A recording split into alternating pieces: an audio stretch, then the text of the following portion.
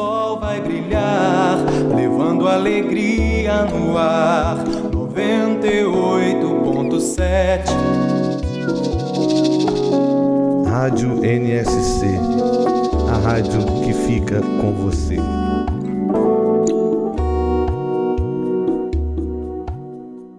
Estamos iniciando mais um programa Viva Voz Saúde, Rádio Nossa Senhora de Copacabana, aqui no Rio de Janeiro.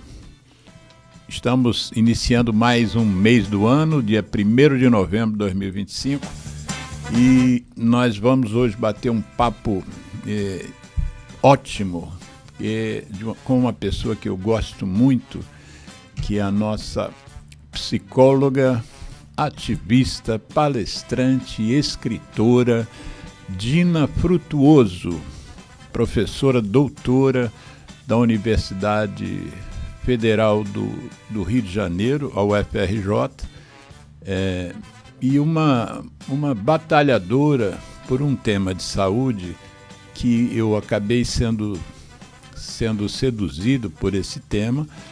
A professora Dina Frutuoso esteve aqui já na bancada para a gente falar sobre essa questão, que é a síndrome alcoólica fetal, que é um quadro, é uma doença incurável, é uma frase inclusive que ela usou no programa e que deu título ao programa.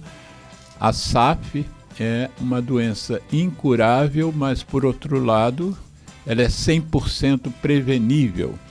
Então, quando eu fizer a edição desse programa de hoje, que eu vou fazer a edição amanhã, eu vou colocar um link para quem quiser conhecer essa síndrome, que eu estou, já tem uns 2, 3 anos, que eu estou junto no front com esses ativistas que estão tentando fazer que as pessoas conheçam melhor essa síndrome.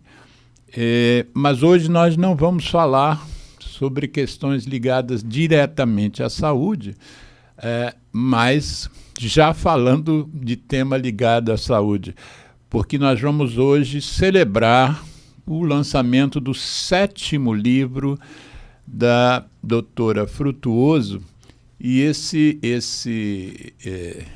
livro foi lançado agora na livraria da Travessa, aqui no bairro do Leblon, no Rio de Janeiro, no dia 29 agora de outubro. O livro Memórias Afetivas, reflexões sobre amor, resiliência e espiritualidade no relacionamento entre as gerações. O livro é prefaciado pelo gerontólogo Alexandre Kalash e foi publicado pela editora Labrador. Eu vou pedir a nossa convidada, apesar de ela ser bastante conhecida, mas é possível que algumas pessoas que acompanham a nossa entrevista estejam acompanhando agora ou venham acompanhar mais tarde, ainda não a conheçam. E ela é ligada também, eu mencionei, ela é uma militante, uma ativista para que a gente conheça melhor a SAF, a síndrome alcoólica fetal, mas ela também é extremamente preocupada com a questão dos idosos, né? Então ela é membro de uma associação nacional e internacional de imprensa, e lá ela é presidente da Comissão do Idoso.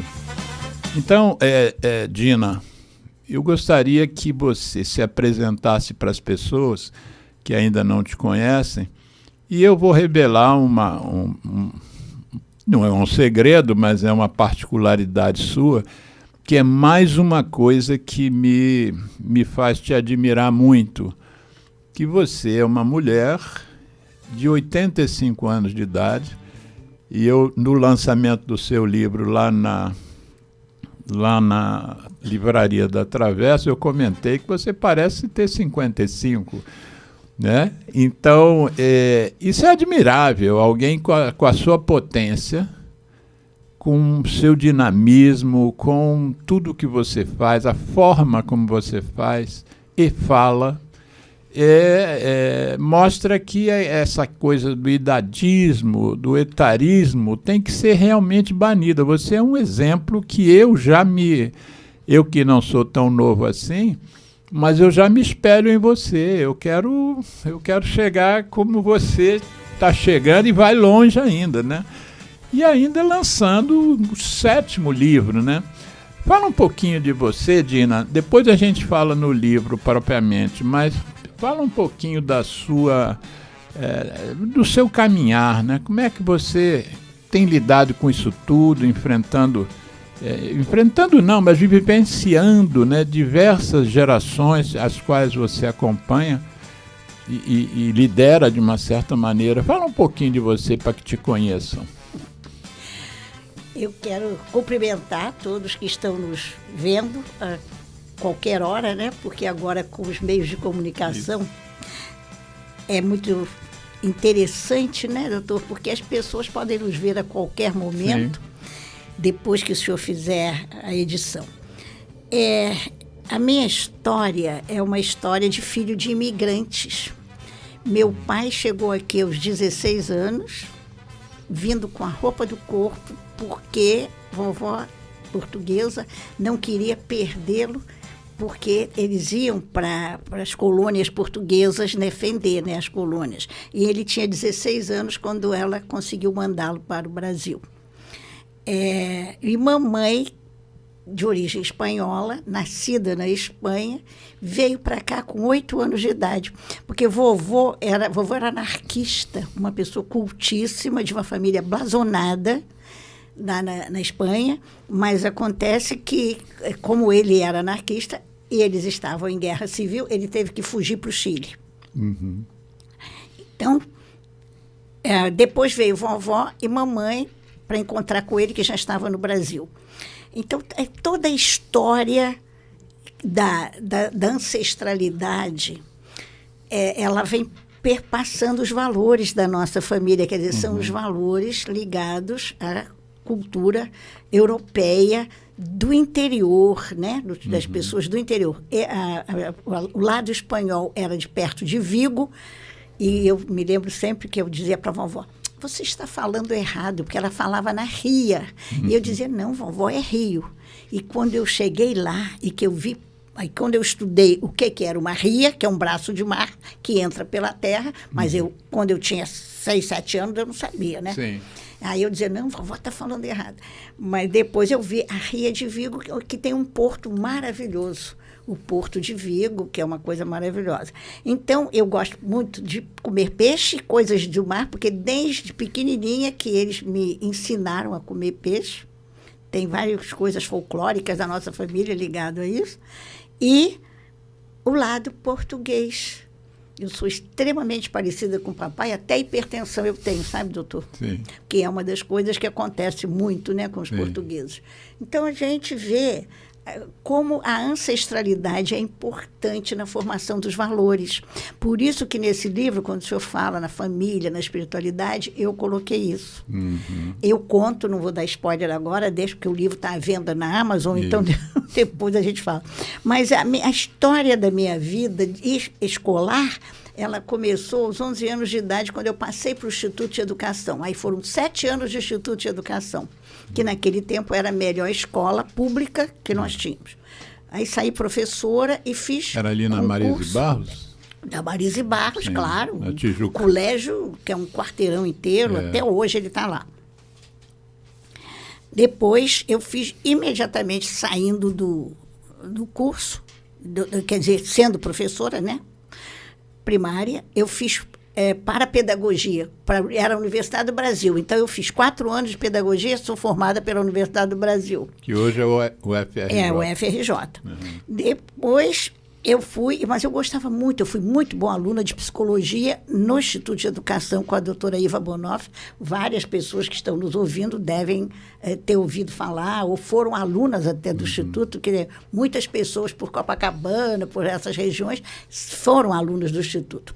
Então, aí eu fiz psicologia na UERJ, Eu fiz mestrado e doutorado também na UFRJ e tenho o MBA da Fundação Getúlio Vargas e estudei a vida inteira. Sou didata de análise transacional, que é a minha especialidade na psicologia, que é uma psicologia social, que eu não vou também me alongar aqui para falar. Se um dia o senhor quiser, a gente vem aqui, eu falo. Vamos Então, combinar. quer dizer, eu sou psicóloga clínica há 54 anos, desde 71, e eu sou professora e dei palestras, eu sou fluente em espanhol. Aliás, eu não sei se o senhor já olhou, mas nós temos um poema do Rubem Dario nesse livro que nós colocamos em espanhol. Então você vai ler esse Depois- poema mais para frente. Ah, é? Ah, eu gosto Isso não vai muito, ser é. considerado spoiler, não. Não, pois é, não é. É até uma curiosidade, porque já que eu estou falando da minha ancestralidade, é um poeta que eu admiro muito, porque eu falo no relacionamento entre gerações. Eu não estou preocupada, eu sempre fiquei ocupada com esse tema.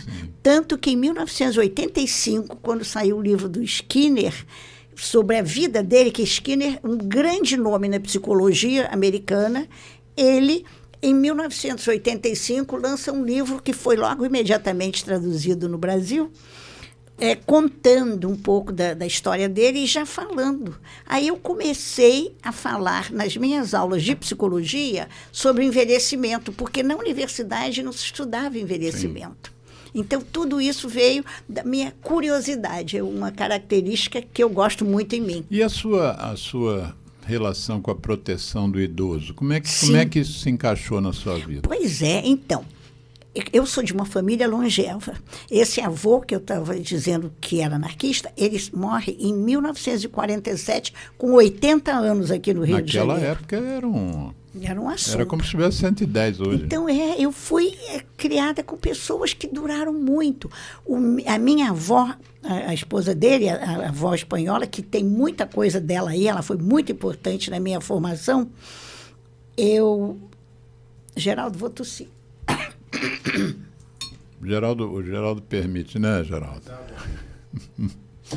Faz parte. Faz parte, Então, essa avó espanhola, que eu conto bastante coisas dela nesse livro, e eu não vou me alongar agora mais aqui, morre aos 80 anos, quando eu tinha 22 anos, em 1962. Porque eu nasci em 1940. Quando as pessoas dizem que não parece, não me interessa.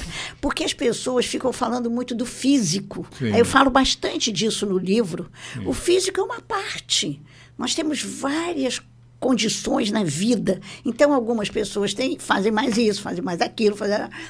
Tem atribuições e dons. Sim. Então, tem pessoas que têm talentos na parte física, tudo bem. Mas as pessoas vão para o idadismo, etarismo, por causa disso. Só ficam falando no físico. Uhum. Então, não, eu falo a minha idade. Então, eu sou de uma família longeva. O senhor já falou no doutor Alexandre Kalash, que deu a honra de escrever o prefácio do meu livro. Sim. Porque ele já havia escrito o do livro da tese de doutorado. Eu sou autora, vai fazer 30 anos, o ano que vem eu volto aqui para dar entrevista para o senhor por causa disso. Ano que vem completam 30 anos. 30 anos que eu defendi a tese de doutorado, a primeira do Brasil, sobre as universidades abertas da terceira idade. Uhum. Então, e o professor Alexandre Kalash me conheceu como premiada da SBGG, que é uma grande instituição brasileira, e houve um concurso de temas livres, eu levei uma parte do meu doutorado, e eles me deram o primeiro lugar naquele ano. Então, quando o professor me conheceu, eu estava premiada. Então, aconteceu assim, ele ficar acompanhando a minha vida, a vida profissional dele, porque há muita coisa ligada à minha família, que é longeva, e os meus estudos e a minha tese de doutorado. Imagina 30 anos atrás. Se hoje em dia ainda é problema... Para quem não conhece, fala um pouquinho dessa Universidade da Terceira Idade. A Universidade Aberta da Terceira Idade, ela foi criada em Toulouse. Na França. Em Toulouse, na França. Então, por um advogado de direito internacional. Ele dava palestras pelos países todos lá da Europa. Ele chegava, o fulano de tal está aposentado. Ele ficava, nossa, mas ele era brilhante, não sei o quê, já está aposentado. Então, ele teve a ideia de que essas pessoas cultas, aposentadas, com 65 anos, que eles dessem ou passassem o saber para outras pessoas que não tinham tido oportunidade de estudar o que quisessem estudar. Então, no meu livro, ele está esgotado, mas ele está aí, é sobre a terceira idade na universidade. É o livro da tese, que sai em 1999, que também com prefácio do Alexandre Kalash. Então, então, tem muitos modelos de universidade. Aqui no Rio de Janeiro, um médico maravilhoso, que depois ele morreu antes de conseguir fazer, mas ele deu o start, era o início da organização da Universidade Aberta na UERJ, porque a UFRJ nunca se interessou por esse assunto. Mesmo sendo você docente? Não, eles não se interessaram. Então, a UERJ que se interessou, depois o Renato Veras voltou do doutorado dele em Londres, já com essa ideia que ele tinha trabalhado com o Alexandre Kalash na Organização Mundial da Saúde também, tinha todo aquele know-how. Então, ele veio e aí ele assumiu e ele está até hoje lá, 30 anos né, à frente. Agora, eles criaram até um instituto. Esse ano foi criado, a universidade faz parte agora desse instituto que eles criaram. Mas a Universidade Aberta, aqui, vamos falar só da UNAT-UERJ. Tá. Então, ela organiza cursos, até curso de alfabetização eles fizeram, porque muitas pessoas... É para cima de 60 anos. Porque o Estatuto da Pessoa Idosa fala em 60 anos. A Constituição de 88 fala em 65 para a pessoa idosa. Então, se usa para a universidade 60 a mais. Tá. E aí, então tem curso de qualquer coisa que as pessoas não têm que fazer prova nenhuma. Tanto que quando eu comecei a levar esse tema para o meu grupo do doutorado, eu entrei para o doutorado com estratégias educacionais para a terceira idade. Porque a gente tem que entrar com um tema, né, para o concurso. Claro. Aí eles aceitaram esse tema, estratégias educacionais, doutorado em educação, tá bom. Mas aí eu estava estudando no mundo. Mas aí começaram, porque eu entrei em 90, a UERJ é de 93, ela foi inaugurada em agosto de 93. A UNAT-UERJ. A UNAT-UERJ, Universidade Aberta da Terceira Idade. Porque as pessoas não entendiam o que era. Então, meus colegas de doutorado, deixa os idosos sossegados em casa, você fica aí, isso não serve para nada, assim mesmo. Essa universidade não forma para nada, não serve para nada. Gente, convívio, pessoas que ficavam em casa jogados, eles se sentem importantes de entrar numa universidade que muitos nunca tinham feito. Sim. Mas também tem pessoas que já eram formadas. Tinha empresários lá, tinha pessoas de mais diversas origens. E então eles ofereceram muitos cursos, depois foram diminuindo, pessoas voluntárias que davam aula. A estrutura agora mudou um pouco. Mas continua. Mas não, a universidade ela vai viver toda a vida. Não, nós não vamos deixar, não vai morrer nunca. Então, é muito interessante por causa disso, quer dizer, é o social, é o cultural. Aí tem coral, eles têm coisas de teatro, eles têm música, tem línguas, tem muitas, eles se inscrevem a cada semestre. Então.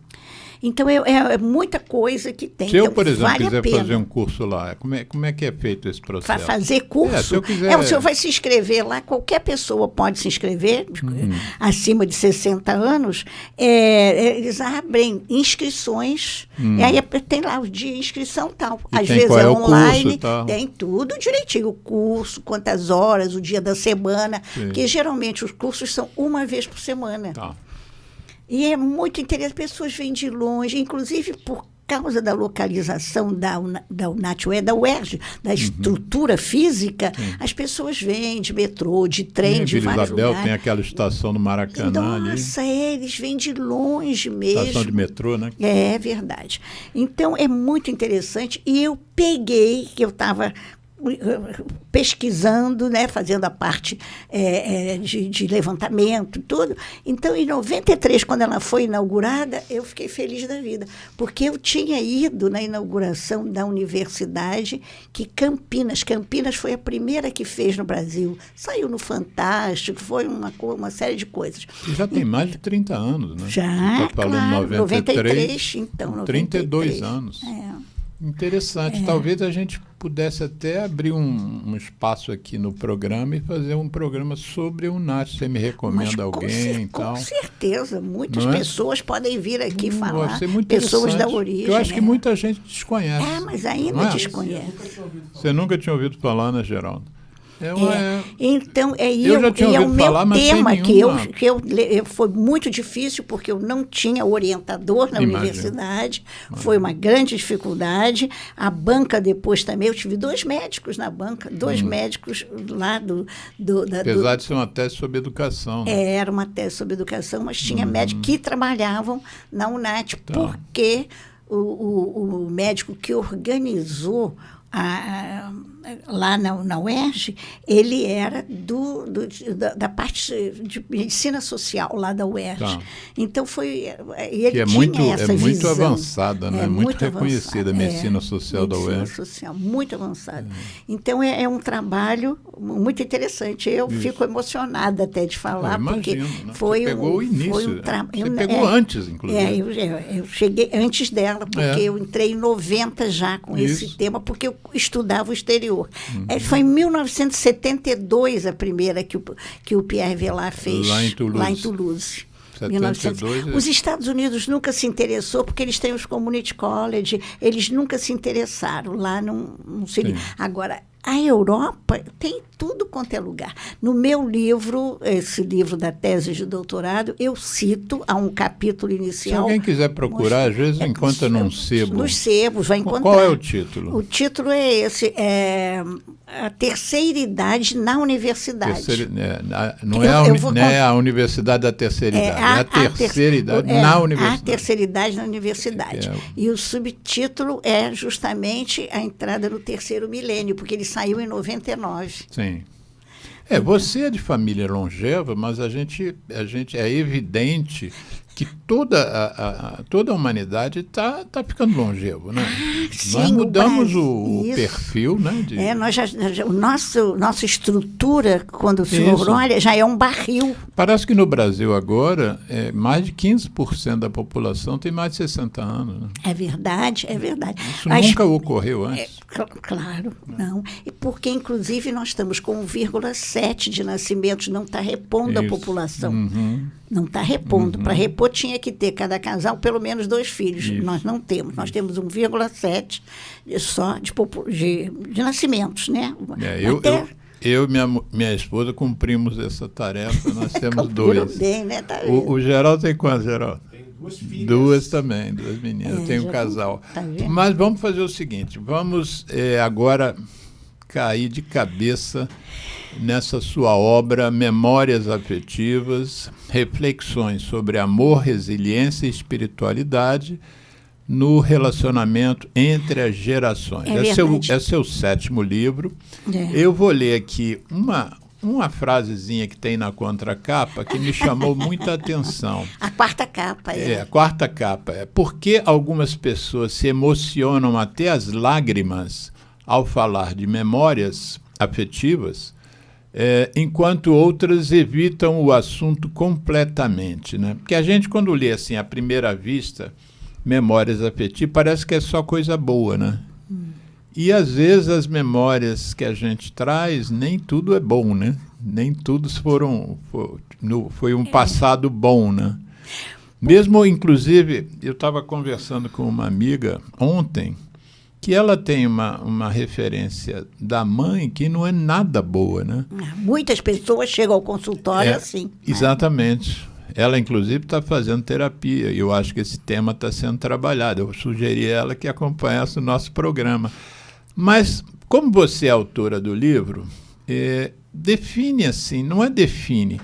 Quando você pensou em escrever essa obra, o que te moveu? O que exatamente você pensou? Eu preciso sei. retratar isso aqui. Exato. Relacionamento entre gerações, porque essa obra é a obra de 85 anos, o senhor já apontou bem aqui. A minha obra de 75 anos foi um livro também pioneiro, centenários, a palavra 100, o número centenários. E esse livro também está esgotado, mas vocês encontram por aí também nos sebos. Qual é o nome completo? O nome é Centenários, Só. o número 100 Só esse. tenários no o final. Título é só esse, não tem um subtítulo como esse aqui, não. Não tem.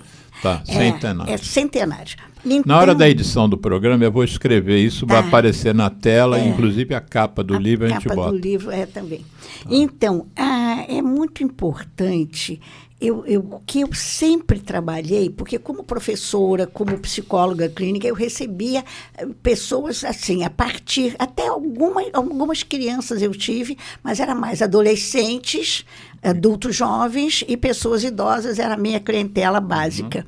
Então, eu ia observando o problema do relacionamento e da temática dentro do Brasil, as pessoas enganarem.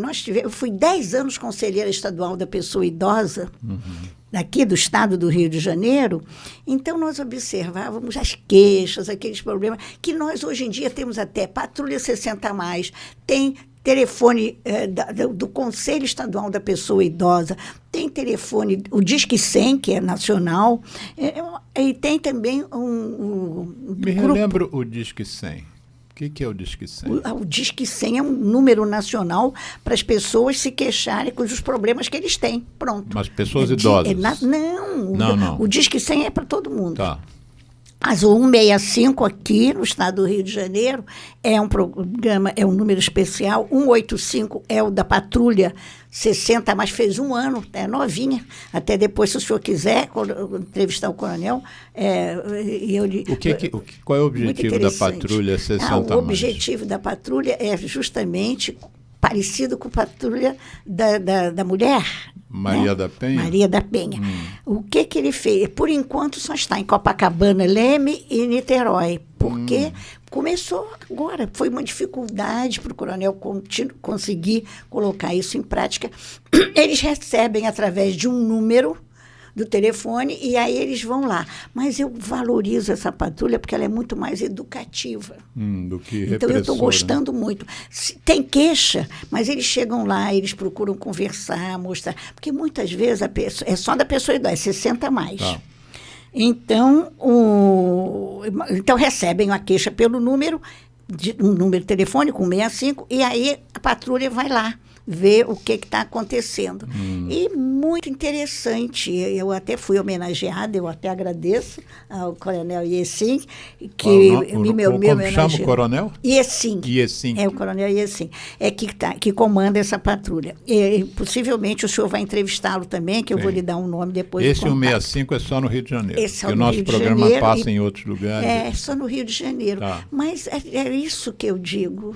Eu aceitei, inclusive, voltar aqui ao seu programa, porque eu vejo também que nós podemos alcançar outras pessoas que valorizem o seu trabalho social. Quer dizer, eu faço isso, é uma coisa voluntária. Sim. Então, esse trabalho que nós fazemos nos conselhos, o trabalho que nós fazemos nos fóruns permanentes, não sei se o senhor chegou a ler, mas eu tenho o endosso desse livro, tem o presidente e uma pessoa que falou sobre como eu trabalho junto com a Alerj do ponto de vista do turismo. Porque quando eles me indicaram para na Alerj, é uma comissão, um fórum. Doutora, a senhora vai ficar na educação? Não, educação é a vida inteira, eu quero ficar no turismo. Aí eu chego lá e eu digo mesmo, porque é acessibilidade. É uma série de coisas. Por exemplo, você vai no turismo, você vai num banheiro que tem banheiro, o idoso não vai subir. Como é que pode? Sim. Então, tem umas coisas assim que eu sempre levo essa temática. E como o senhor diz, eu tenho jovialidade, né, doutor? O senhor está no céu vendo eu as tenho bobagens jovialidade, né, doutor? Quando eles dizem, doutora, a senhora está jovem, vou mandar prender você. Eu tenho jovialidade e atitude. Jovialidade não é ser jovem. Jovialidade é atitude, que pode ser em qualquer idade. Entendi. Juventude é na linha do tempo, infância, adolescência. Então, calma. Tem que aprender a usar as palavras. É feito Corretíssimo. O nosso estatuto é estatuto da pessoa idosa, porque era aquela chatice. O idoso, a idosa. Não, agora é pessoa. Eu sempre usei nos meus trabalhos pessoa idosa há mais de 15 anos que eu uso. É diferente, né? Pessoa idosa, é uma pessoa. O idoso, Mas o senhor falou aí na espiritualidade que eu gostaria de comentar. Eu falei, não, isso é um parte não, do subtítulo do seu livro. É o subtítulo do meu livro. Por que eu toquei na espiritualidade? Eu sou uma pessoa, eu sou formada numa família católica, então eu falo na espiritualidade porque é preciso que nós criemos os filhos com alguma crença, em alguma coisa, seja lá o que for. Sim. Porque eu recebi muitas pessoas no meu consultório com problemas seríssimos. Porque, por exemplo, com uma doença, com não sei o quê, eles se desesperavam. Porque nós precisamos ter essa visão. A pessoa fica... Eu estou muito mexida porque eu perdi um sobrinho de 56 anos para o câncer. Então, é preciso que você tenha... Isso foi essa sua perda, vamos chamar de perda. Eu, às vezes, eu tenho dificuldade de aceitar esse verbo. Tudo bem, né? Pois é. Esse verbo essa perder, passagem. Mas isso foi essa semana. Foi. Foi agora, está fazendo 15 dias. Então, é muito sofrido, realmente, porque é a quebra da ordem natural das coisas. Sim. Em psicologia, nós chamamos, quando a mãe perde o filho, é uma dor 100%. Sim. Não existe dor maior nas perdas, né? Então, mas é uma... Porque eu não tenho filhos, mas eu tenho 8 sobrinhos, e esse era o que mais me ajudava. Mas eu não quero... Então, quando se fala em espiritualidade, é isso que eu quero dizer. Algum tipo de crença, ela tem ajudado muito. Ela é uma coisa... Não é... Muitos autores que eram ateus, eles escolhem algum tipo de orientação. Por isso que eu falo na espiritualidade. A ciência hoje tem trabalhado muito essa questão. Pois é. O próprio pineal. Sim. Eu agora descobri um pesquisador nosso, um médico de São Paulo. Ele há 20 anos que ele estuda pineal, eu estou apaixonada pelas pesquisas dele, estou seguindo. Porque eu falo muito em neurociência nesse livro. Sim. Então, a neurociência, quer dizer, o estudo do cérebro, ele está mostrando. Nós temos pessoas analfabetas, e eles chegam lá, mostram algumas palavras, quando mostra a figura dos netos, ilumina o cérebro. É uma coisa bonita de se ver. Aí ensinam algumas palavras, as pessoas voltam meio ano depois, aí quando aparece a palavra, o cérebro também se ilumina. Sim. Olha que coisa linda.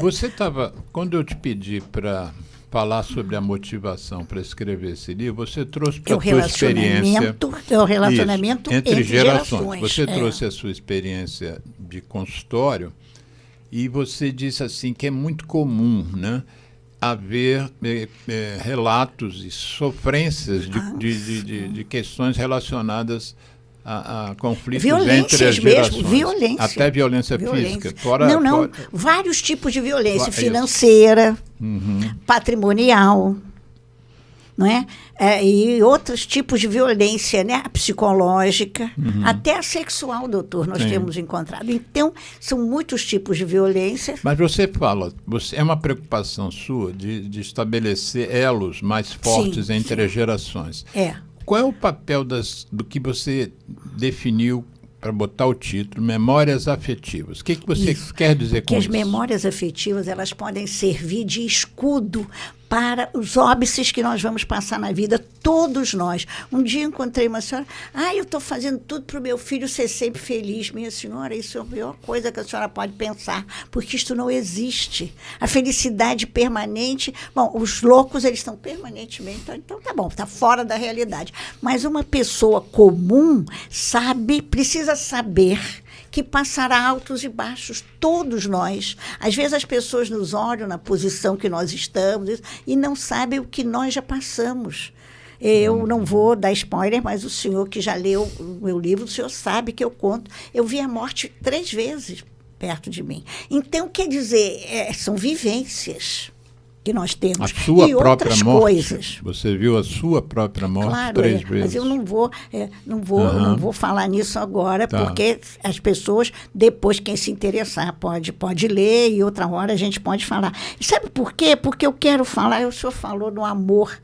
O meu interesse é mostrar que os idosos não são chatos, que os idosos não são burros, que os idosos não são desorganizados. Gagás. Eles são lentos. Nós somos mais lentos. Eu demoro mais tempo para me arrumar agora. Talvez a gente pode meditar o que leva, mas porque a minha mente está ótima, afiadíssima, mas o corpo sente. Eu já me sinto. Quando eu tenho uma atividade intensa no dia, eu preciso descansar o dia seguinte. E eu me dou esse direito. Então, mas da possibilidade de fazer isso. Porque existem pessoas idosas que estão cuidando de idosos, doutor. O senhor sabe disso. Sim. Então, esse é um grande tema.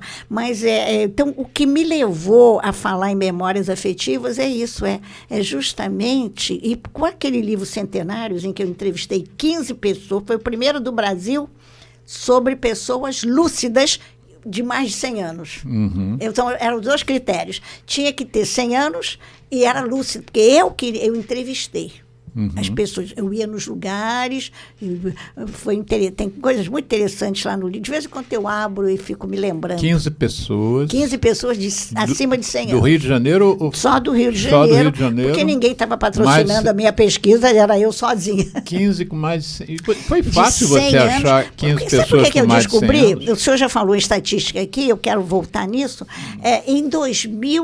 Em 2010, nós estávamos em 2013 quando eu comecei isso, que papai, se fosse vivo, faria 100 anos em 2013, eu escrevi a saga deles, porque eu gosto muito de escrever.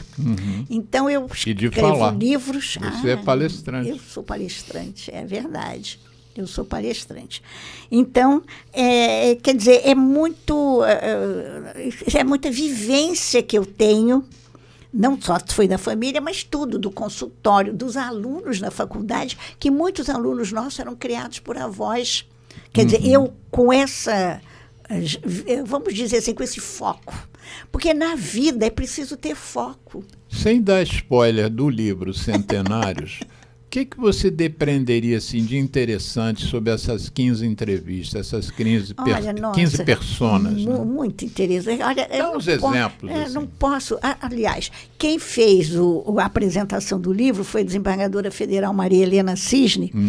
E ela começa logo dizendo assim: prestem atenção no primeiro capítulo. Você diz a apresentação, é o prefácio? Do livro. Prefácio.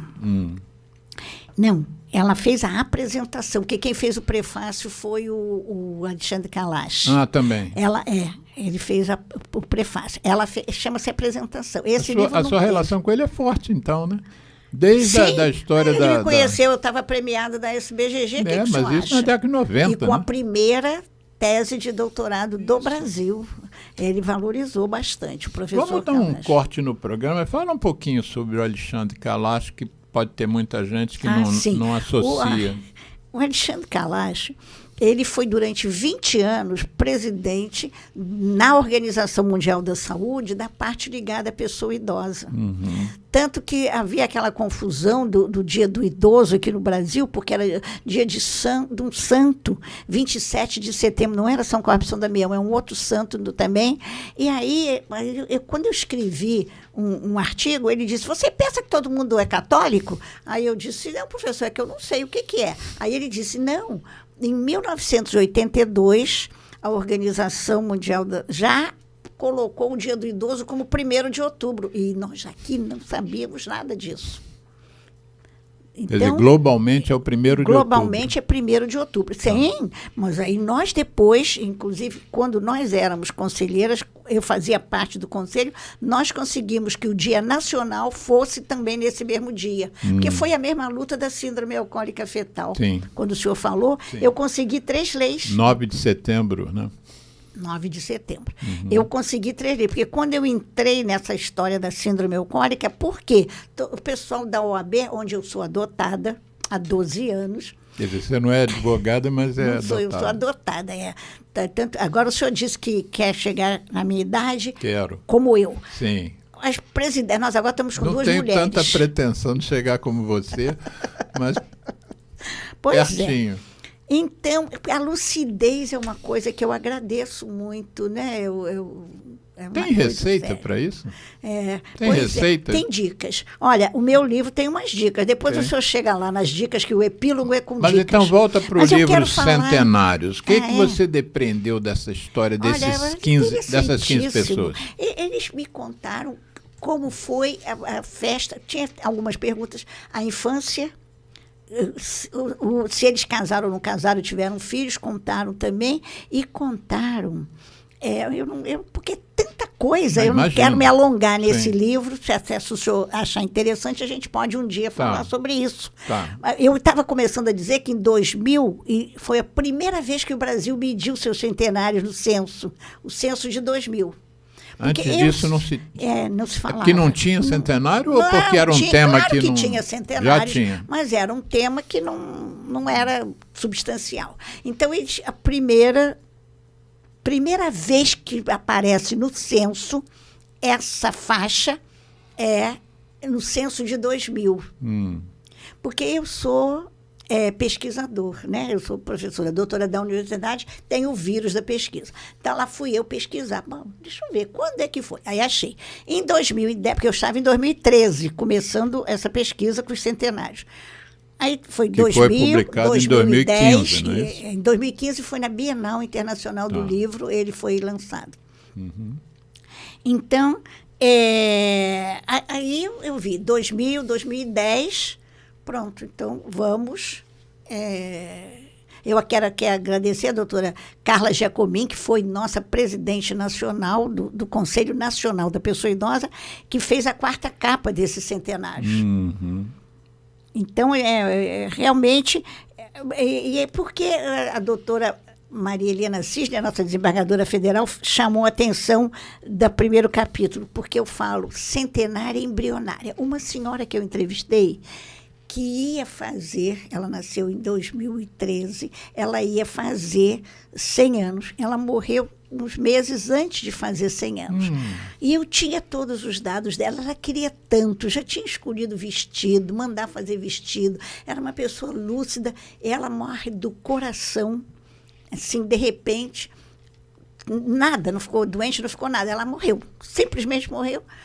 Aí eu disse, mas ela merece aparecer nesse livro, ela queria tanto, ela ficou tão contente de ser entrevistada. E aí, ela não tinha 100 anos físicos, né?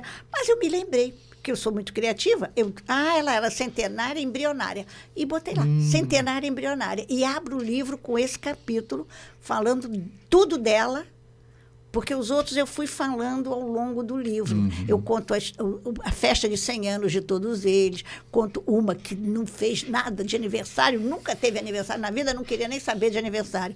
A outra que fez o bolo, a outra que fez o vestido para o centenário dela. Olha, cada coisa maravilhosa.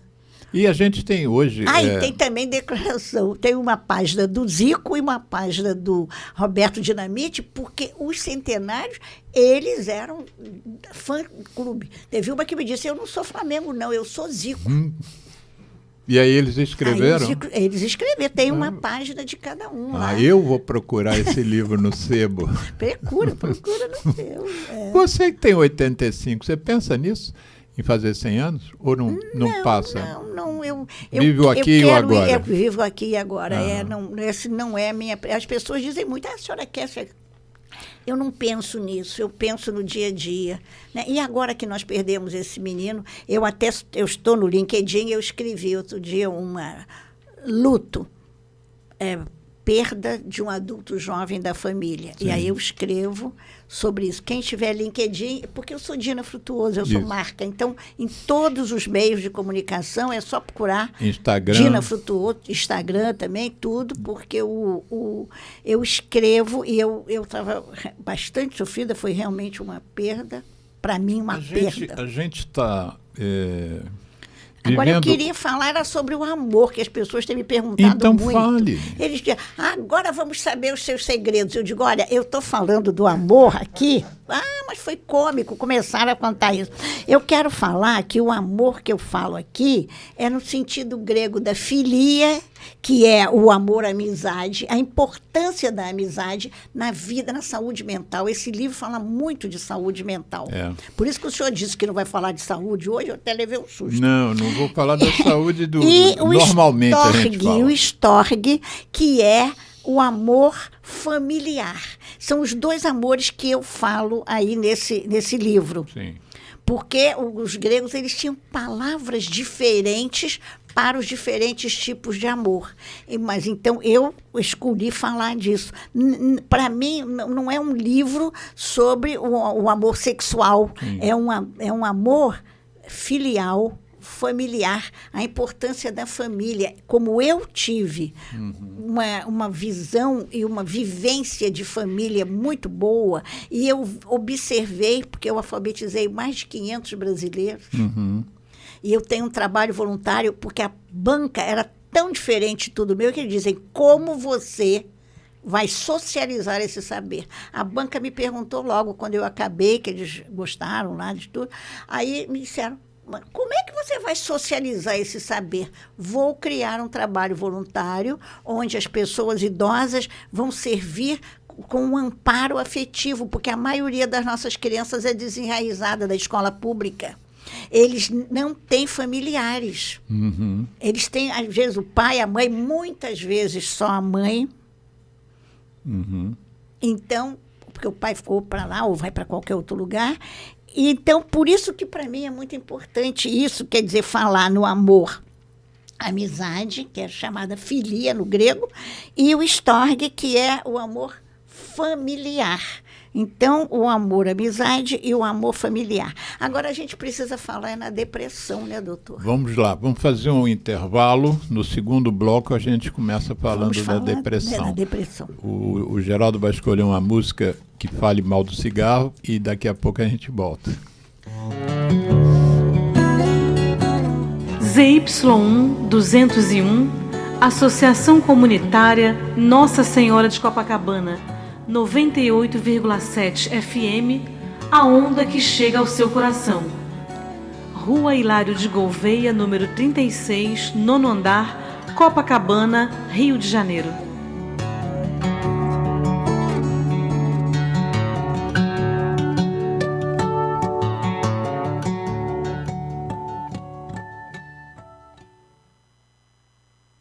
Eu me chamo Tony Garrido, junto de Vange Souza, a gente convida a dizer não ao cigarro, não ao tabaco.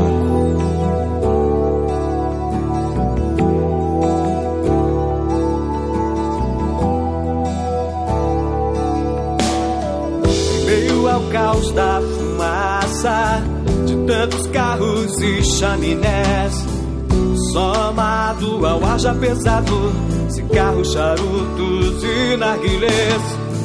É feito estufa, é feito por cada um mais um contra, já são dois a favor. A favor do ar mais saudável, apague o cigarro, acenda o amor.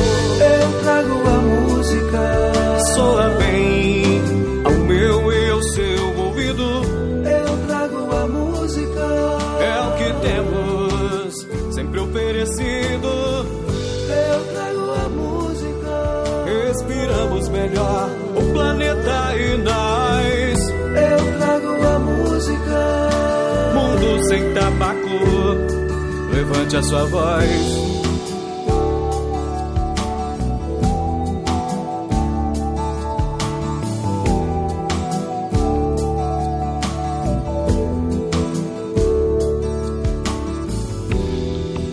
Eu trago a música, soa bem ao meu e ao seu ouvido.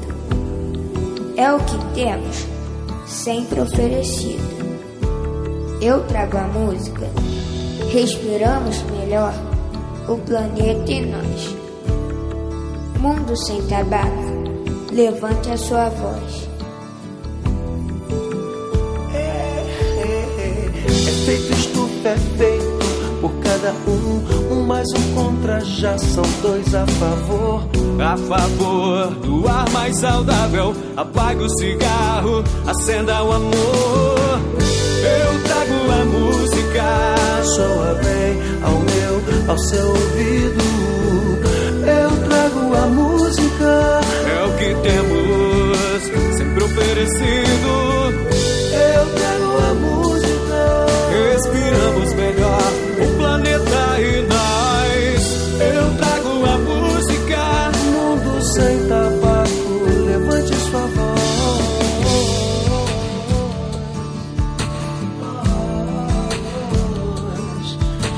Levante a sua voz, levante a sua voz. Eu trago a música, respiramos melhor o planeta e nós. Eu trago a música, mundo sem tabaco, levante a sua voz. Eu me chamo Vange Souza, junto de Tony Garrido, a gente te convidou a dizer não ao cigarro, não ao tabaco.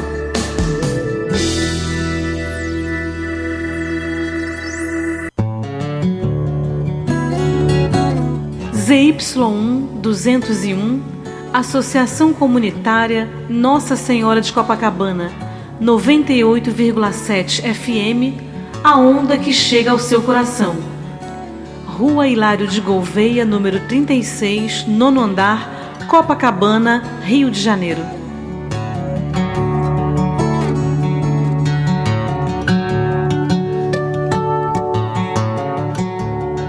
Então, queridos e queridas, estamos retomando o programa Viva a Voz Saúde, Rádio Nossa Senhora de Copacabana.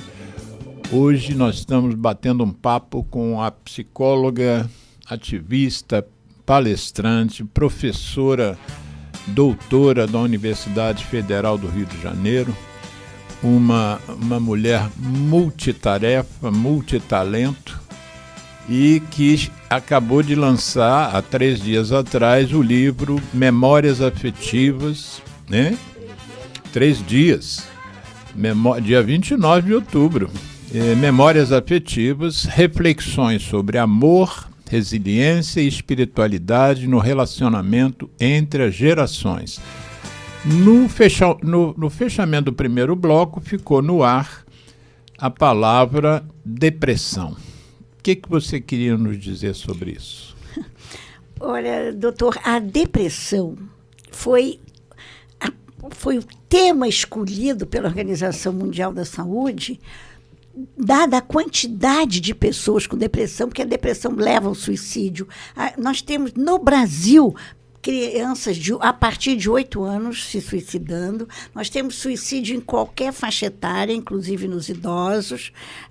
E nós temos informação, claro, o grupo médico é o que mais se suicida dos grupos profissionais, nós sabemos disso. Então, a depressão é um tema que perpassa todos os nossos consultórios, todos os nossos trabalhos, todas as nossas palestras, e a Organização Mundial da Saúde decretou, este é o período, a década da depressão, está se estudando muito do ponto de vista biológico e do ponto de vista emocional. Então, a solidão é um tema que tem levado muito, porque há uma diferença entre solitude e solidão. Porque a solitude é uma escolha de você ficar sozinho. E você fica bem sozinho. Às vezes as pessoas dizem, a senhora mora sozinha? Moro. Eu moro com Deus e os meus anjos da guarda. Pronto. Porque tem mais de um anjo? Tem mais de um anjo. Então, a depressão e a solidão. Não, você está falando da diferença entre solitude... Então, solitude e solidão, isso. Há uma diferença. Porque a solidão é sofrida. A solidão é aquilo que está faltando muito, que é a escutatória. A gente se fala muito na oratória, tem curso de oratória. Nunca vi um curso de escutatória. Então, muitas vezes, as pessoas estão até querendo fazer alguma coisa, pediram até outro dia ao coronel dessa patrulha, tem que voltar a ter alguém para atender nos bancos, porque muitas vezes eu via pessoas que iam no banco e ficavam conversando com o gerente, conversando com o atendente. Tinha um atendente que ficava ali naquele salão inicial, mesmo para usar as máquinas. Agora as pessoas têm que usar as máquinas sozinhas.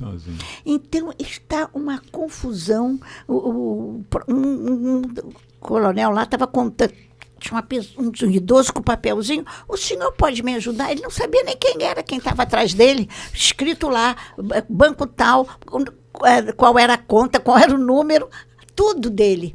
E eu vi pessoas sendo achacadas mesmo nos bancos. Tem vários casos, acho que eu até conto um caso aí, não estou me lembrando agora. Mas eu não vou nem me alongar nisso, porque a maioria sabe disso. Sim. Então, nós estamos vendo o que se pode fazer, de pedir atendente, de pedir, realmente para poder cuidar um pouco mais. Mas a solidão, então, é um tema terrível, que é diferente de solitude. A pessoa pode morar sozinha e não ter problema nenhum. A pessoa pode estar no meio de uma porção de gente e sofrer de solidão. Existe uma série, se não me engano, no streaming, acho que é Netflix, é uma série chamada Zonas Azuis. Né? Aí, o senhor vai querer que eu fale disso? Eu Quero. amo essas Zonas Azuis. Pois é. E a história, explica primeiro o que são as Zonas Azuis. Por que veio o nome? É muito interessante explicar isso. As zonas, porque são os centenários. Sim. Não é da solidão, é muito diferente. Justamente, é muito interessante porque foi assim. O pesquisador, ele botou um mapa assim, e ele estava vendo onde é que tinha centenários. Tudo começou aí. No mundo. No mundo. Ele botou um mapa mundo assim, aí ele pegou uma caneta lá, um marcador azul, botava pontinho onde ele ia achando, estava com o computador. A caneta era azul. O marcador era azul. O marcador era azul. Isso. Então, ele estava com o computador ligado e estava vendo aonde tem centenário. As estatísticas, quer dizer, porque esses TIs maravilhosos descobrem os caminhos rápidos. Eu não sei usar muito, então eu demoro. Eu acho as coisas, mas demoro. Sim. Por isso que eu senti tanto a perda do Márcio, porque o Márcio fazia isso para mim, que ele era TI. Bom, conclusão. Ele lá, e ele falou, mas pode ir aqui. De repente, ele olha... E ele olha assim para o lado e diz, olha só o que está acontecendo. Olha aí, 5 zonas azuis. Ele falou, onde tinha mais gente com mais de 100. Com mais de 100. Então, tem Nicarágua, eu estive lá na Nicarágua, Japão, Itália. Aí ele começou a ir lá, a pesquisar como é que era, mas eles fizeram isso. Quer dizer, a maioria, no Japão, inclusive, eles, é uma ilha lá, é um lugar lá, né? Eles cuidam de agricultura com 103, 150, estão lá catando as suas coisinhas, vão lá pegar na sua horta as coisas. E eles abordaram, né, a conclusão. Interessante. Conclusão, eu nem diria, não tem né? spa nenhum lá, não tem academia, exatamente, não tem nada, eles sobem e descem. Isso, algumas coisas ressaltaram, né? Por exemplo, alimentação, um tipo de alimentação. Da alimentação mediterrânea. Mas uma coisa que chamou muita atenção era exatamente a antissolidão. Essas pessoas com mais de 100 anos, todas tinham um agrupamento social. Jogam atuante. Cartas, vão de tarde, sentam, fazem trabalho da agricultura de manhã, qualquer coisa, vão, sobe, desce, pescam ali, os italianos, né, tem que descer aquele... Então, é muito interessante. Nesse seu livro, Centenários, você também identificou coisas semelhantes às conclusões dos Zonas Azuis? Ou seja, as pessoas eram mais agregadas? Sim, claro. Naquele tempo, imagina pessoas nascidas... porque era 2013. Sim.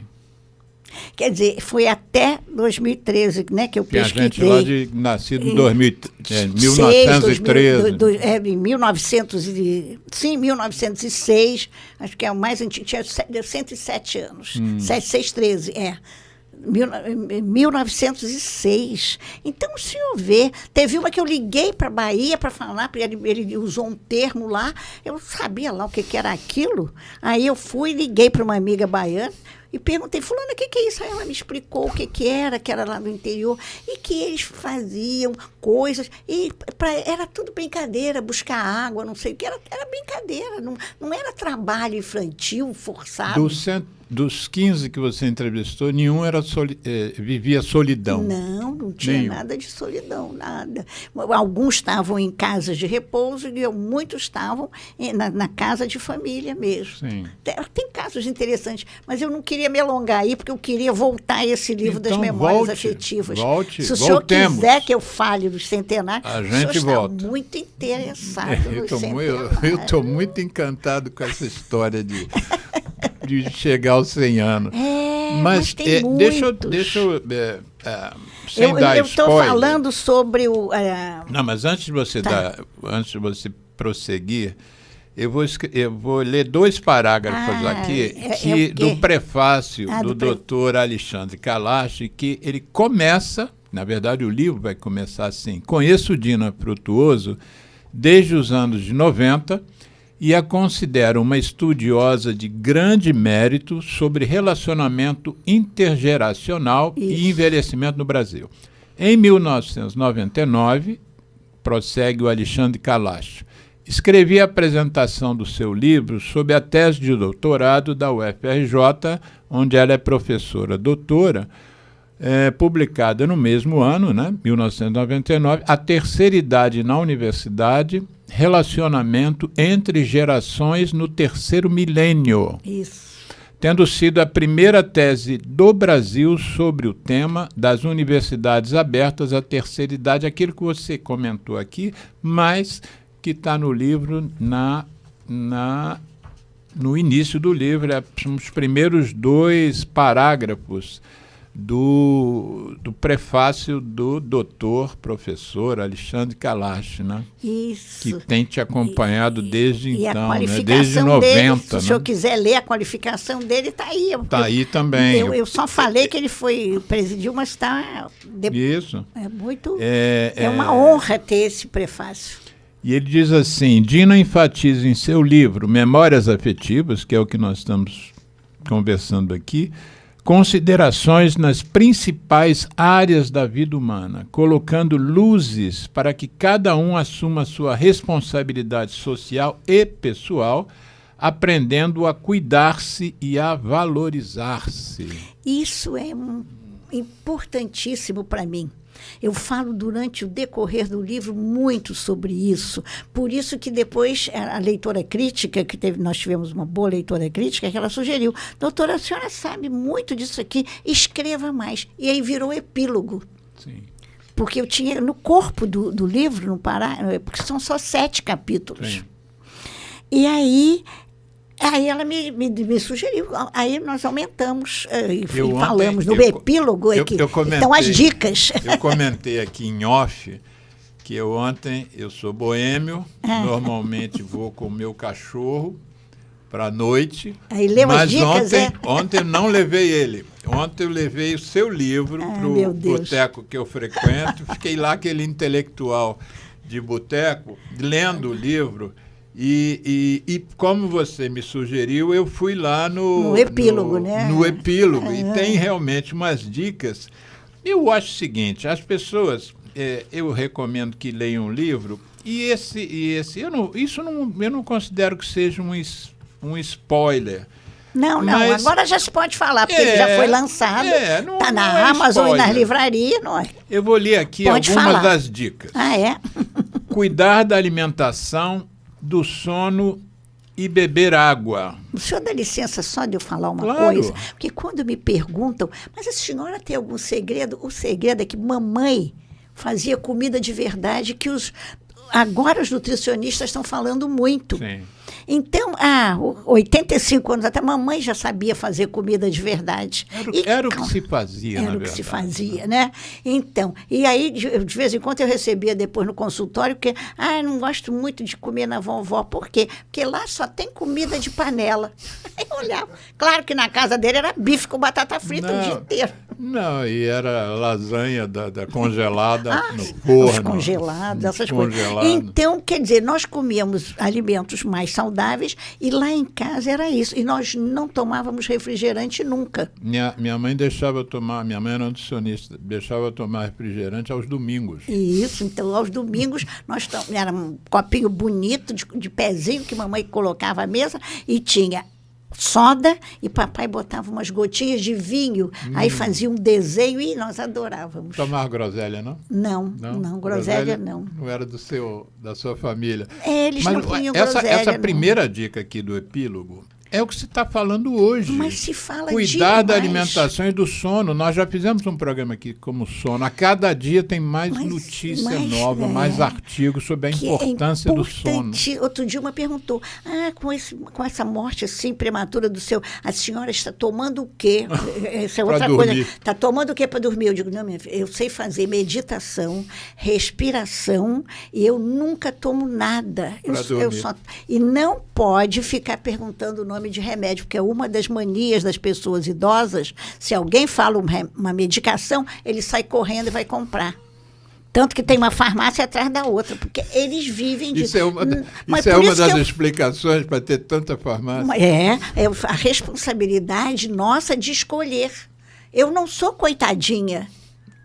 Ninguém precisa pensar por mim, eu posso pensar. Agora, claro, existem pessoas que têm problemas, mas a quantidade de pessoas que podem pensar é maior do que a que não pode. Outra dica sua. Cuidar de seu tempo e de sua atenção. Isso. É responder. Presta atenção na pergunta que fizeram. Responde diretamente. Não fica também remoendo, contando um monte de coisa que as pessoas não se interessam. Aí é que fica chato. Mas cuidar do seu tempo. E cuidar do seu tempo é justamente não se sobrecarregar. Também dar tempo. A maioria das pessoas... eu tenho que não sei o quê, corre daqui para ali para ficar com o neto. Não, o neto é muito bom a gente ficar com o neto, mas se você tem uma reunião com as suas amigas, você tem que falar para sua filha, olha, eu já tinha marcado uma reunião, então vê se você consegue uma outra pessoa. Porque às vezes elas ligam na emergência, correndo, não é uma emergência de doença. Doença é outro departamento. Sim, claro. Doença, ninguém está falando aqui que se o neto estiver doente ou o filho estiver doente, a gente vai parar tudo e vai ficar lá. Eu, por exemplo, era escolhida para ficar quando papai ou mamãe tinham que ficar no hospital, porque eu tenho um sono muito leve. Então, eu ficava com eles, eu sempre... Você dorme bem, mas tem sono leve. Eu durmo bem, mas eu acordo, aí depois eu também volto a dormir. É muito bom. Você sabe que tem pessoas internadas com infecção urinária, sim, tanto homens quanto mulheres. Outra dica, estar atento à respiração consciente. Isso eu faço muito. O que você chama de respiração consciente? A respiração consciente, por exemplo, eu agora acabei de fazer. É lembrar de abrir o diafragma, porque o diafragma é o músculo que segura as emoções. Eu recebi no consultório pessoas que tinham passado no cardiologista com problemas, estavam com algum tipo de problema, o cardiologista não tem nada, vai para o psicólogo.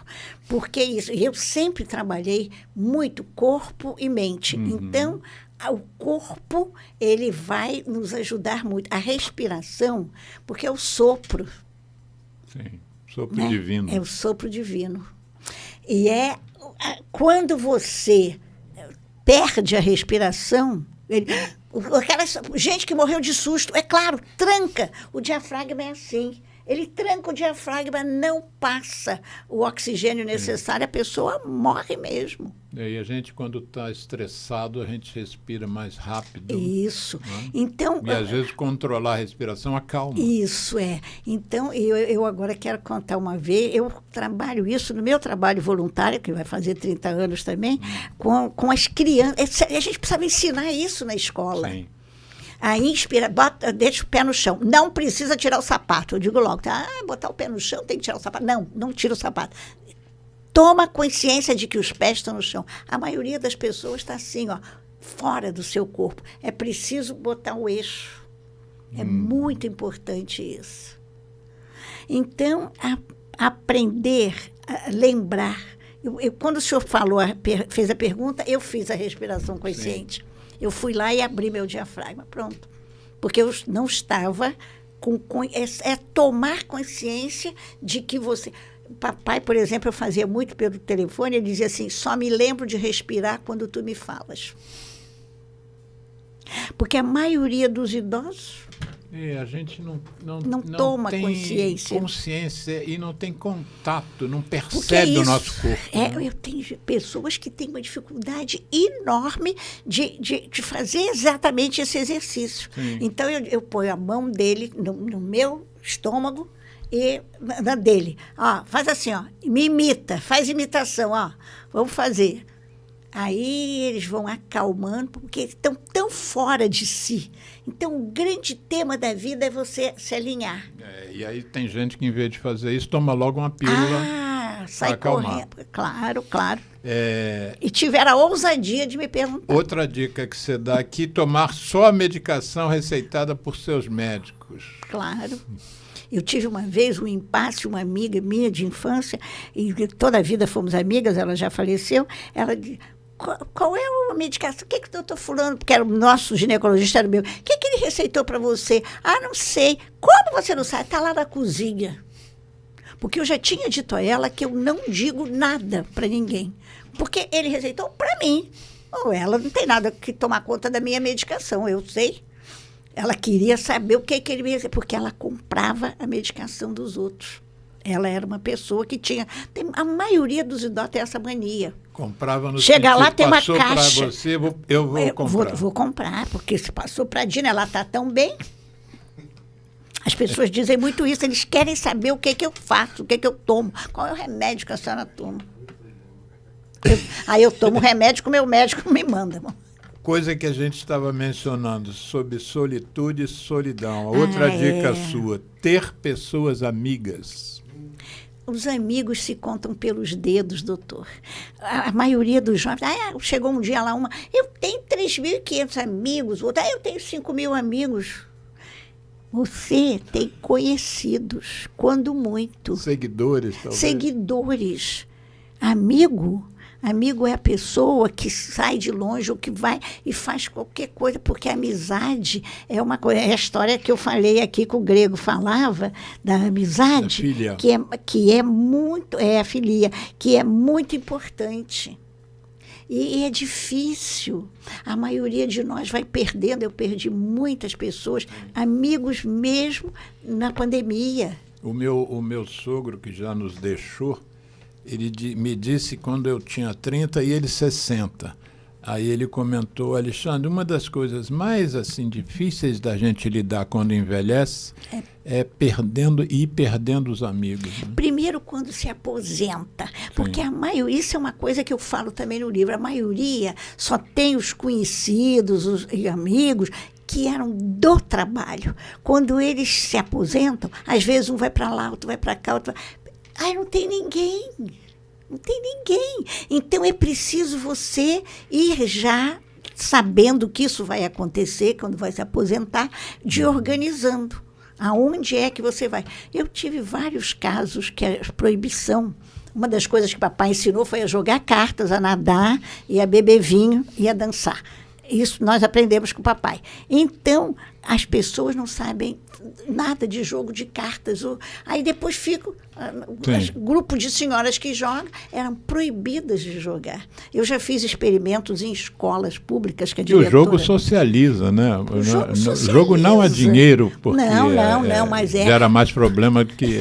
Isso aconteceu. Quando eu cheguei, uma escola, que era o 5º ano, eu era professora de matemática, eu pedi, professora, dá licença. Ela sabia que eu ia falar sobre que a diretora deixou levar jogo de cartas para quem quisesse na hora do recreio. Aí eu falei, o menino levantou o dedo. Professora, jogo de carta é vício? Depende.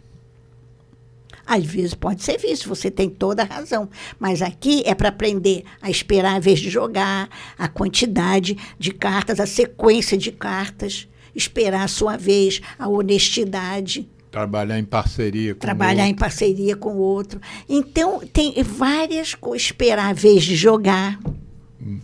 Porque os ansiosos, né, ficam assim. Então, olha... Muito bom. É interessante. Então, aprender a jogar cartas é muito importante. Não, e a questão da socialização... Ou qualquer coisa que socialize, Outra coisa que você dá como dica, sentir gratidão por suas conquistas. Isso. Está se falando muito na gratidão por causa da neurociência.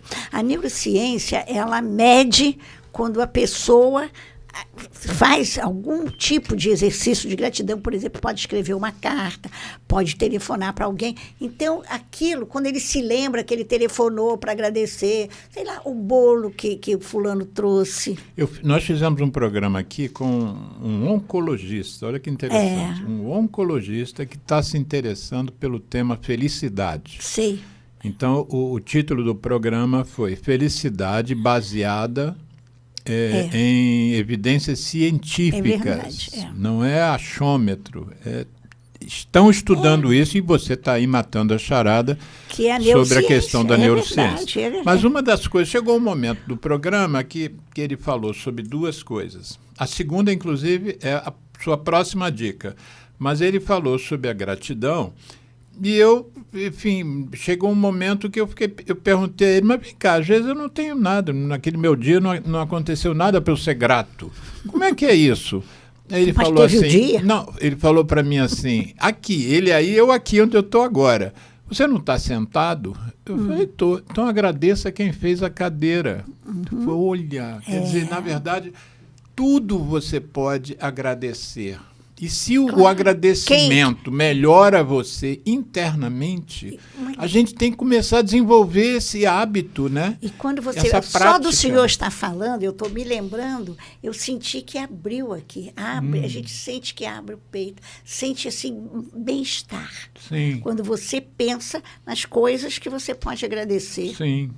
Exatamente. Quem varre a rua, eu cumprimento. Tem pesquisa, teve um mestrado sobre o rapaz, ele se vestia de varredor, o pesquisador, todo mundo passava por ele, ninguém falava. Quando ele estava de roupa comum, era um rapaz bem vistoso, aí todo mundo falava com ele, não sei o quê. A tese dele, o mestrado dele era esse, a dissertação dele era essa, sobre esse tema. Ficava invisível. Então, eu cumprimento as pessoas, eu valorizo.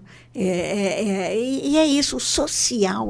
Eu aprendi muito essas coisas da minha família, porque eu faço, né, esse trabalho, porque não é doação, é você se doar para o ambiente. Por exemplo, o pessoal da Operação Barra Presente, que eles tinham um quiosque lá, aí eu levava planta para eles, levava paçoquita para eles distribuírem no dia lá de qualquer coisa. As flores que a gente faz de papel, de guardanapo, para distribuir no dia de qualquer efeméride também.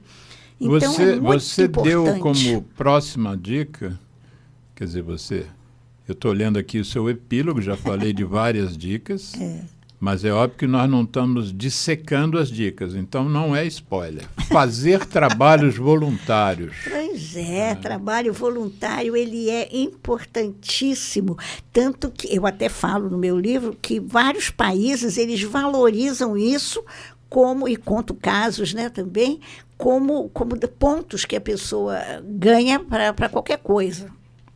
Isso, objetivamente, concretamente? Objetivamente, ganham pontos, até na universidade. Nos Estados Unidos, por exemplo, que eles usam muito o trabalho voluntário, é muito valorizado, né, pelos aqueles irlandeses que foram para lá naquele tempo. Sim.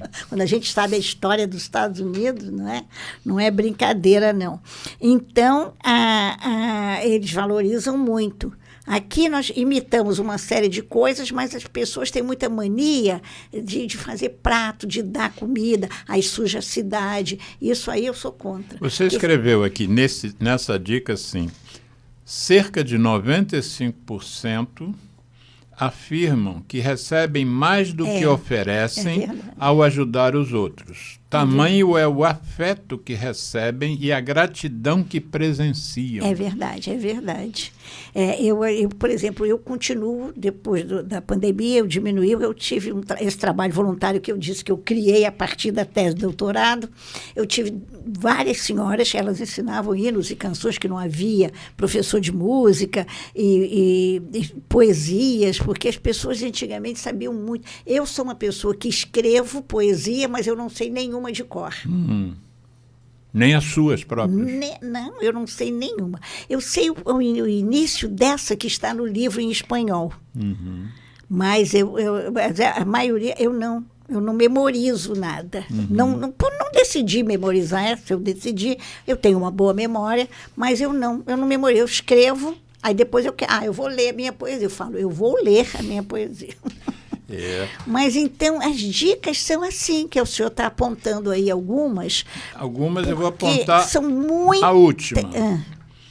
Que você mencionou no primeiro bloco, mas agora você se expande um pouquinho mais. Estar atento à sua espiritualidade. Como é que a gente fica atento à nossa própria espiritualidade? Pois é, porque são os casos que a gente presenciou, que foi vendo, pessoas que nos momentos de dificuldade entravam num desespero, porque não tem nada depois, só tem o físico para eles. Então, o materialismo acaba, e aí, o que fica? Eu mencionei meu sogro aqui, eu sou teósofo, né? Eu sou membro da Sociedade Teosófica.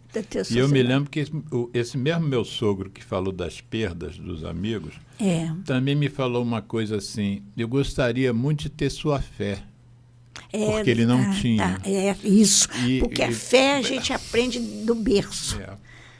É a mão que balança o berço, né? Então, eu tive a vovó sabia, porque eu não vou contar nada da história dela, mas ela sabia orações em latim naquele tempo, né? Que as missas eram feitas em latim. Ela era de um bairro de Vigo. Então, e aí só vendo, é uma coisa... Você sabe que eu tenho, dentro dessa história da Sociedade Teosófica, a gente estuda religiões comparadas, né? Tem um aspecto do hinduísmo que eu acho absolutamente sensacional. Eles têm duas palavras, uma chamada Manvantra e a outra palavra é Pralaya. Manvantra e Pralaya. O que significaria isso? Na crença hindu, existem duas fases da vida, objetivamente falando, concreta. Quando o universo se fecha, vira uma coisa só, é o Manvantra. Quando abre o universo, vira as individualidades. Eu, você, essa mesa, Geraldo, quem está nos ouvindo, são indivíduos, são coisas separadas, né? Então, eles têm uma clareza de que essa separação é momentânea. Eu estar aqui, você ser você, é uma coisa momentânea. Num outro momento vai estar tudo junto. Que é uma energia que se junta. É uma energia só, que se individualiza e se coletiviza, né? E isso você não precisa entender isso só porque você está lendo. Você pode viver isso efetivamente. Eu tenho começado a usar aspectos do cristianismo, aspectos do budismo na minha vida pessoal. Sim. Eu agora sou, por exemplo, um jardineiro de rua. Então eu cuido daqueles canteiros, né? Criei até uma hashtag canteiro, não é lixeira, não é cinzeiro e nem lixeira, né? E aí eu fico limpando canteiro, ou pegando lixo. Isso é um trabalho voluntário. E dá uma satisfação imensa. Olha. Você começa a ter uma relação, por exemplo, uma árvore de um determinado canteiro, que o amor começa a aparecer, como você disse lá atrás, que não é o amor carnal nem sexual, mas é um amor. E muita gente, às vezes, não tem um amor sexual naquele momento de vida, mas se sente só. Se você começar a pensar no hindu, se você tem uma árvore na frente da sua casa, você não está só. É verdade. Não é verdade? Você está você e a árvore. Você estabelece uma relação e, de repente, começa a estabelecer. Aí o mais legal é quando você começa a ver que a planta está respondendo a você. Responde, é verdade. Eu sou uma pessoa que tem o dedo verde. Eu conto no livro um pouco. Tá? Isso aí é interessante. Olha, o senhor está lembrando muito bem, são partes. Eu estive na Índia... e aí as pessoas... doutora Dina virou budista? Não. Eu fui, vi, apreciei. Nós vimos o Saibaba 2 vezes. Nossa. Tem gente que vai dizer 6 vezes a Índia e não vê o Saibaba. Então, era para ver o Saibaba. É igual aí na Praça do Eu tava Vaticano e assim não uma vê vez, o Papa. Né? Eu estava uma vez assim na entrada do hotel, aí eu só vejo todo mundo fazer assim, aí eu disse para o gerente era até um português, eu perguntei a ele, o que é? É um homem santo. Porque passam lá, né, eles acreditam nisso, Sim. passam uns, aí eles... É um homem santo também, tá certo. Sim. Eu quero falar um pouquinho sobre o antifrágil e aquela outra palavra, que é uma palavra que nós estamos usando muito, Você muito, vai muito, que fechar é o programa, que empatia. o Geraldo já está fazendo os movimentos dele. Eles têm uns... Tem pessoas que estão escrevendo. Ah, sim. É isso que eu estou falando. Tá. Estão escrevendo? Então, fala. Deixa Pode eu falar ler, a pergunta? Deixa eu ler aqui. Ela faz a pergunta. Eu gosto muito. Naira, Se vocês quiserem Naira falar. Araújo, Dona Dina, que prazer lhe ouvir. Sua sabedoria nos encanta. Ela própria continua num outro post. No meu trabalho, acabamos de realizar o programa de preparação para a aposentadoria. Isso. Muito importante para discutirmos e refletirmos sobre esse novo ciclo. A psicanálise prática, saúde mental, é assim que assina, excelentes dicas. Agora, para ler as dicas com mais profundidade, tem que comprar o livro. Em Psicanálise Prática, Saúde Mental. Olha o livro aqui. Tá aparecendo aí, Geraldo? Para eles Esse debaterem. é o livro. Se vocês fizerem um grupo, a gente pode, Olha inclusive, fazer uma roda de conversa. Por né? falar nisso, se alguém quiser entrar em contato com você, Dina, você me chama de senhor, arroba. mas eu não gosto de chamar você de É o senhora, arroba não. Dina Frutuoso. Arroba Dina Frutuoso, no você Instagram. diz no Instagram. Essa seria a principal forma de É a contato. principal forma de contato. Porque tem o Zap também, que é o 99, são 3 9s. Depois também vocês podem colocar, né? 999-715385. 7153. Mas é só pelo Zap, por favor, eu não atendo o telefone. Não, hoje em dia ninguém atende mais o telefone, né? A não ser que seja alguém da sua agenda, né? E assim mesmo tem que tomar cuidado, porque às vezes é clonado. É verdade. 999-715385, prefixo Rio de Janeiro 21. 21. E o arroba Dina Frutuoso. Antifrágil, isso eu quero aprender, porque eu nunca tinha ouvido essa palavra. Pois é realmente, o autor, que é o Taleb, ele é o autor do Cisne Negro, Sim. um best-seller. Eu não li o livro, eu vi o filme. Esse livro, Antifrágil, ele também já está muito falado, ele está com tradução Esse aqui. é o nome do livro, então, Ele tem 126 edições em inglês. Meu Deus. Eu nunca tinha visto um livro com tantas edições. Ele está com 120. O que é esse antifrágil? Porque eu vou começar falando na resiliência, que é uma palavra que se usa muito. A resiliência diz assim, você está aqui, você leva um tranco da vida, vai lá e o resiliente volta para o mesmo lugar. O antifrágil... Como aquele João Bobo, né? Aquele boneco que caiu. Mas ele volta para o mesmo lugar. A diferença entre o antifrágil é isso. Ele leva um tranco da vida, ele vai lá e ele vai adiante. O tranco leva adiante. Aí eu descobri que eu sou antifrágil. Porque aconteceram muitas coisas já na minha vida em que eu levei vários trancos e eu fui lá, mas eu voltei melhor. Então, muitas mulheres têm essa característica. É muito interessante a gente estar observando isso. Mas é uma coisa mais de gênero? Não é uma coisa de gênero, porque qualquer pessoa pode ter. Ele mostra isso, como é que, por exemplo, no crack da Bolsa, em vários problemas no mundo, nos próprios guetos, né? Sim. Nos próprios campos de concentração. O Vitor Frankl é um exemplo desse, né? Como é que a pessoa tem aqueles problemas todos e sai de lá criando uma abordagem teórica. O Vitor Frankl fez isso. Sim. E vários outros. Doutor Edina, aquele livro lá? Nassim Nicholas Taleb. Taleb. Antifrágil, coisas que se beneficiam com o caos. É muito interessante, porque esse daí... O Geraldo colocou, para quem está acompanhando pelo rádio, né? O Geraldo colocou a coisas capa do livro. Coisas que se beneficiam com o caos, pois é. É o que ele diz, como é que pessoas, num momento ruim, uma queda de bolsa, qualquer coisa, eles conseguem ter uma visão de fazer, porque ele é um especialista em justamente na parte financeira. E aí ele vai estudar isso. Então, o livro dele tem 700 e não sei quantas páginas, quase 800 páginas. Eu leio o livro em cima da mesa, porque não aguento ficar segurando. Esse livro tem 800 páginas? É esse livro dele, o Antifrágil. Caramba! Eu tenho o primeiro, tradução brasileira. Então, esse daí já é mais recente, eles já mudaram, porque o primeiro tinha um outro desenho, esse daí não sei se é outra editora. O que justifica as pessoas serem antifrágeis? Pois é, são características que essas pessoas têm. Aí, mas é uma coisa genética ou adquirível? Não. É adquirível. Tem de tudo. É muito difícil, né, para você. Mas separar se é do genético. O genético também possivelmente vai ajudar.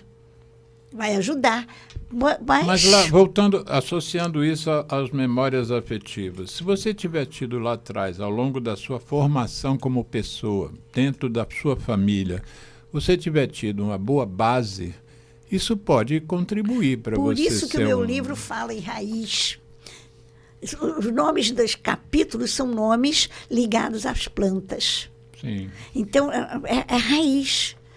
Quer dizer, quando você admira, mas não é competição de um país, de um povo com o outro. Por exemplo, nós estamos vivendo um momento muito difícil no relacionamento no Brasil, quando alguns grupos eles querem sobrepor outros grupos, porque se sentiram ameaçados pelos brancos. É como se você ser branca hoje, que coisa horrorosa ser branca. Não, eu sou branca porque eu nasci branca, mas nós tivemos, papai ajudou 3 pessoas negras que eram empregados deles a se formarem.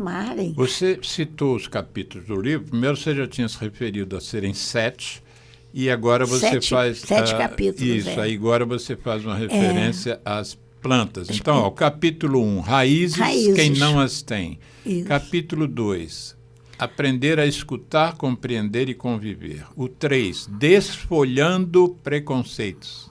Capítulo 4, o jardim das relações nos protegem da solidão. Eu acabei de falar que eu sou jardineiro de rua. É verdade. Plantar e colher. Plantar para colher, capítulo 5. Por isso que eu digo que é responsabilidade de você vai envelhecer ou morrer cedo. Não tem outro caminho, não existe outro caminho, doutor.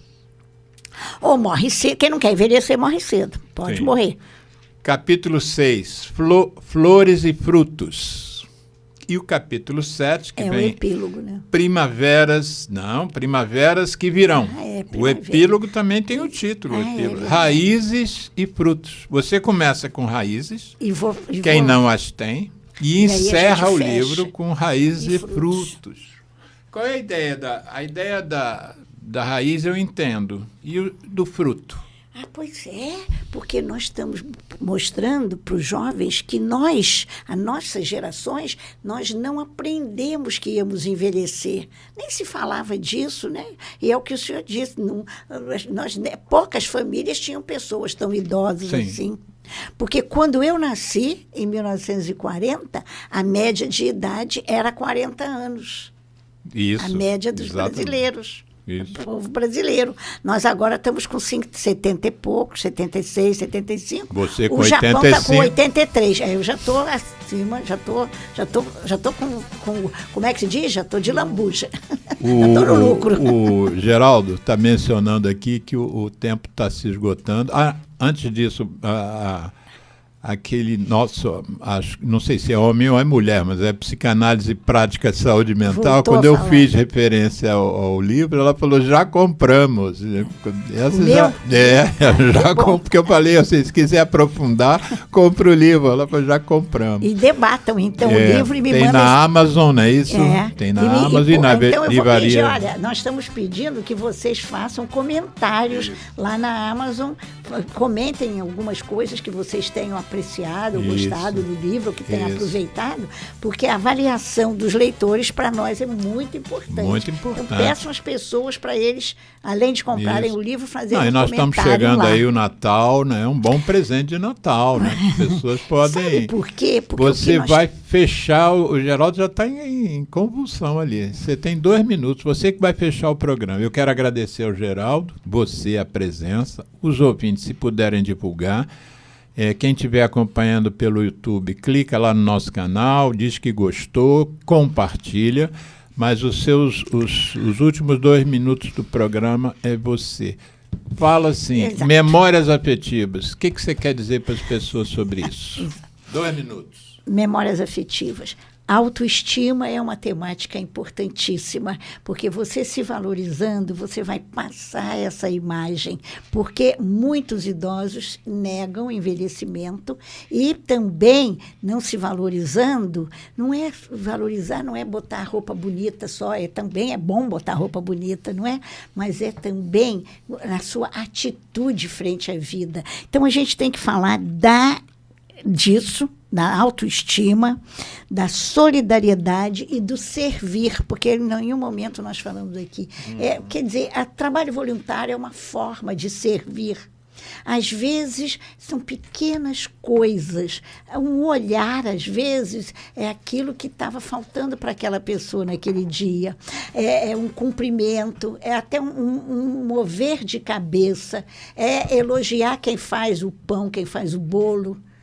Então, pequenas coisas que você receba é importante. Além da gratidão, é também o servir, o agradecimento, a simpatia. O propósito, né, também.